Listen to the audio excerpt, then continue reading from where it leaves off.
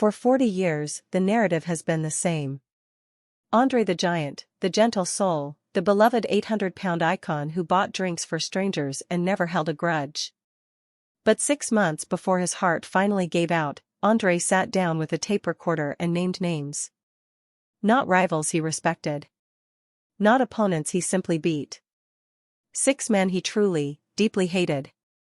Men who made the kindest giant in wrestling want to break them in half. And the number one name on that list will shatter everything you thought you knew about wrestling's golden age. The year was 1992. André Rousimov was 46 years old. But his body was closer to 90. He could barely walk without a cane. His back had fused into a permanent curve. The acromegaly that made him a giant was now eating him alive. And in a small hotel room in North Carolina, he agreed to do something he had never done before. He agreed to be honest. The man holding the tape recorder was Brian Solomon, a young wrestler turned author who had no idea he was about to hear something dangerous. André had done hundreds of interviews. Always the same stories. The champagne. The fights. The gentle giant act. But this time André asked for the recorder to be turned on without anyone else in the room. No promoters. No friends. No one to protect. What came out of his mouth over the next 90 minutes was so raw that Solomon reportedly sat in silence for 10 full minutes after André stopped speaking. The tape contained names. Specific dates. Specific sums of money. And 6 men André said he genuinely hated. Not disliked. Not respected as opponents. Hated. Solomon kept the tape private for 18 years. He played it for exactly 3 people. One of them said, and this is a direct quote, "If this gets out, his entire legacy changes." Finally, in 2010, Solomon published excerpts in a small memoir that sold barely 2,000 copies. The wrestling world ignored it. Probably because no one wanted to believe it. But the tape exists. And in the final 6 months of his life, André the Giant had nothing left to lose. Before we reveal the 6 names, ask yourself this. If you had only 6 months left, who would you finally stop forgiving? Pause the video for a second and really think about it. Because the first name on André's list was not a wrestler. It wasn't even a promoter. It was a man who treated him like furniture. And the story behind that name is where this gets dark. The second man on André's hit list ran one of the most successful wrestling territories in Europe during the early 1980s. His name appears in history books as a pioneer. A visionary. A man who brought American wrestling to sold-out arenas from London to Berlin. André called him a parasite. The incident that earned this promoter a permanent place on André's hate list happened over 9 days in October 1984. A tour of West Germany. 7 cities. 7 consecutive nights. André was already in constant pain. His knees were wrapped before every match. His back required 2 men to help him stand up from a chair. The promoter booked André on a commercial flight. Not first class. Not business. Economy. A man who could not fit in a standard seat without dislocating his hip was squeezed into row 24 for 3 hours. Then came the rental car. A Volkswagen Passat. André had to sit with his head pressed against the roof and his knees jammed into the dashboard. Other wrestlers on that tour still remember the sound. André crying in the back seat. Not loud. Just a low, steady groan. One of them told a podcast in 2018, and this is verbatim, "I thought he was going to die in that car." The promoter's response? He told André to stop complaining. Then he handed him a schedule showing 7 matches in 7 nights with no days off. When André asked for 1 rest day, the promoter allegedly said, "You're the attraction. Attractions don't rest." Wrestlers from that tour kept notes. Receipts. One of them saved a pay sheet showing André earned exactly $4,200 for the entire week. The promoter, by contrast, grossed over $90,000 in ticket sales alone. André never worked for that man again. But the hatred didn't fade. On the tape, his voice gets quiet when he talks about this. Not loud with anger. Quiet with something worse. Disgust. He said, and I'm quoting directly from Solomon's notes, "He made more money off my back than I did.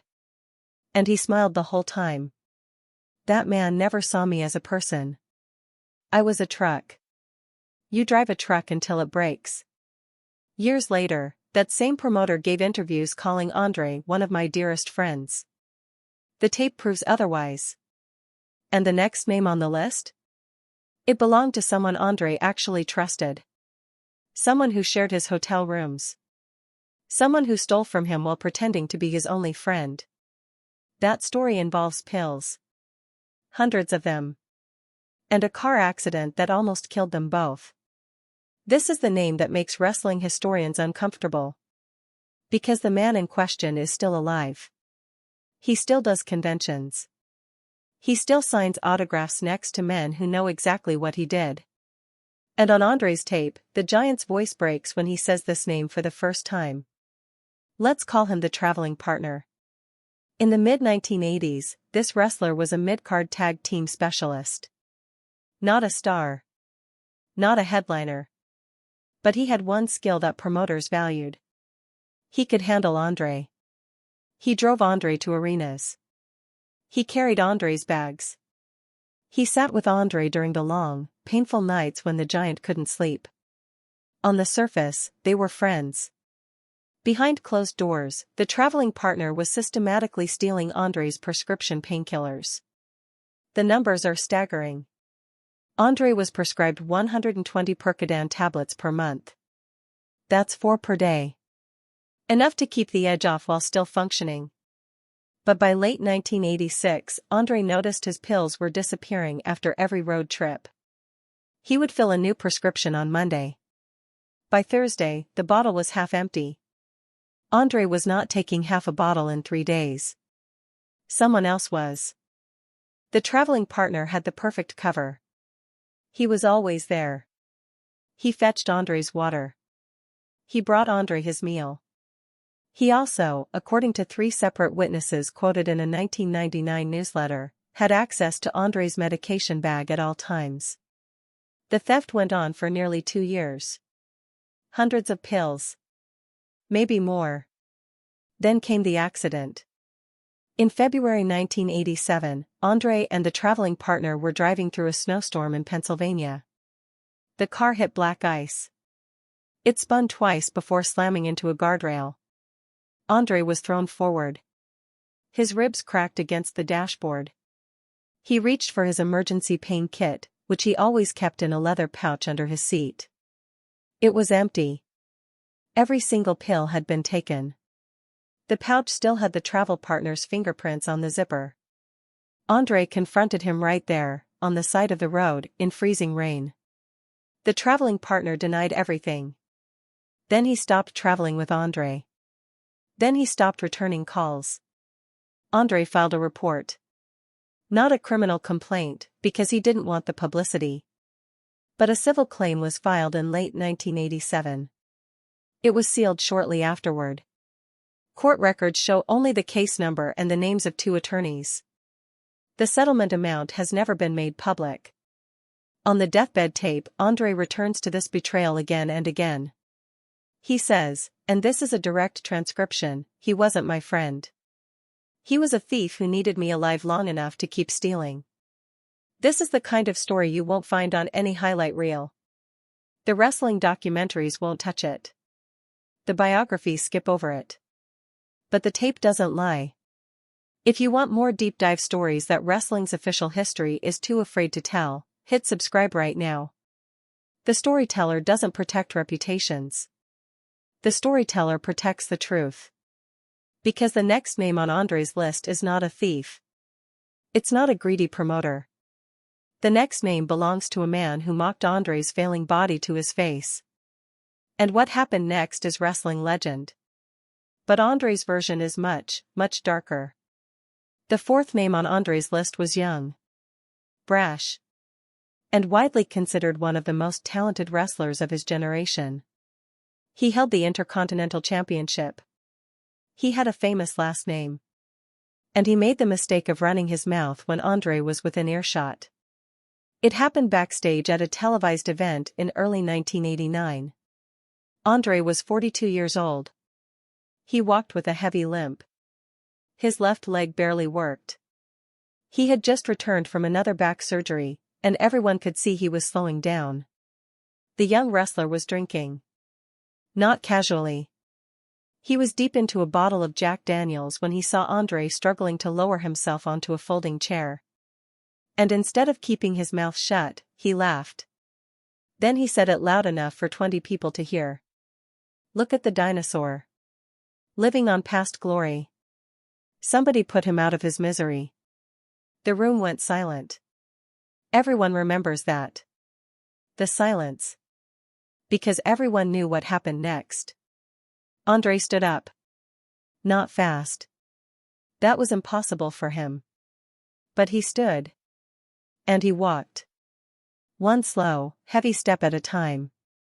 The floor shook under his weight.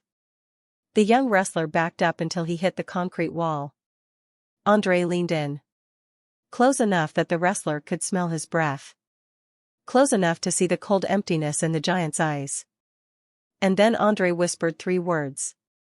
According to 3 separate witnesses, he said, "You are dead." That was it. André turned around. He walked back to his chair. He sat down. And he never touched the young wrestler. But something happened to that young man over the following weeks. He started missing television tapings. He now showed 2 house shows. When he did appear, his performance was hesitant. Scared. One promoter described him as a ghost. He later claimed he didn't remember the exchange with André. But medical records from early 1989 show he was treated for severe anxiety and took 3 weeks of unplanned leave. André never raised a hand to him. He didn't have to. The giant understood something that most people forget. Fear doesn't require violence. Sometimes the quietest threat is the one that destroys you from the inside. On the tape, André admitted that his hatred for this young wrestler wasn't about the insult. It was about the disrespect.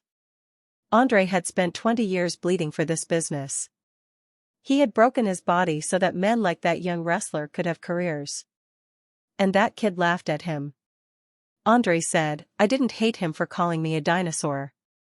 I hated him because he forgot who built the road he walked on." But the next name on the list is not a drunk kid. The next name is a man André once called his brother. A fellow Hall of Famer. A legend. And the betrayal cuts so deep that André never even confronted him about it. This is the name that still causes arguments in wrestling chat rooms and podcast comment sections. Because the man in question is beloved. He is respected. And almost no one knows what he did. Let's call him the backstabber. He was a main event talent. A world champion multiple times. And by 1987, he was also terrified. Terrified that André the Giant was about to take his spot. Here is what happened. In early 1987, Vince McMahon was finalizing plans for WrestleMania 3.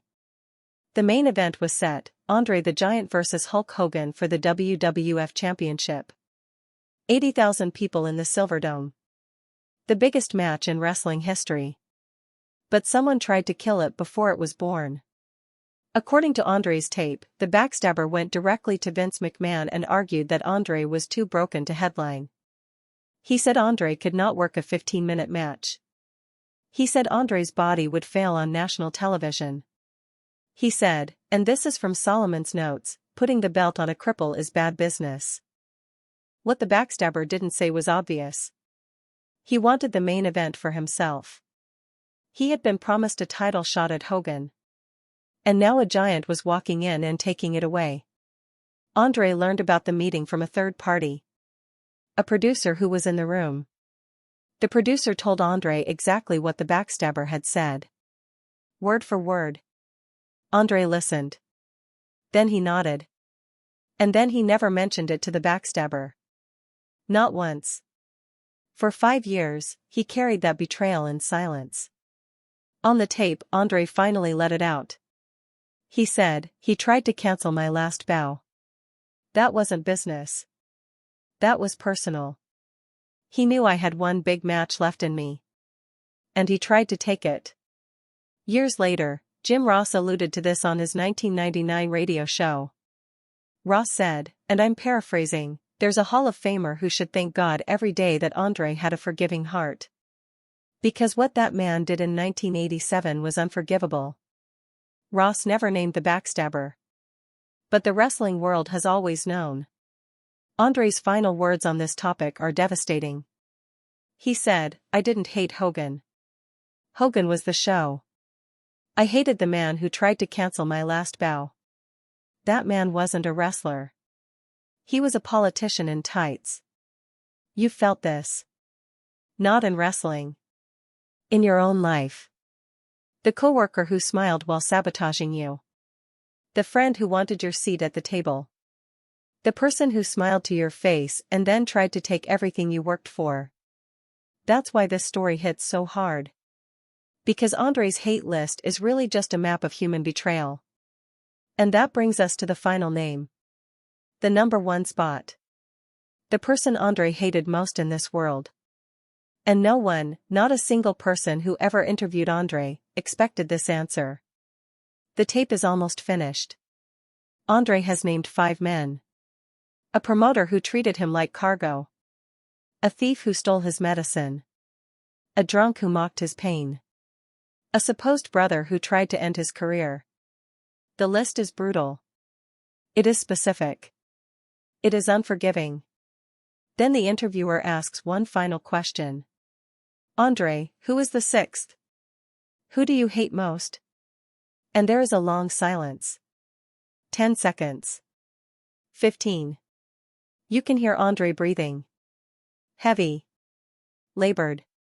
The sound of a man whose lungs are filling with fluid. And then he answers.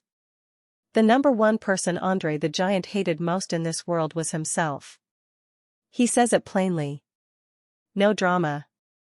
No tears. Just exhaustion. He says, "I hate the man I became. I hate that I couldn't say no.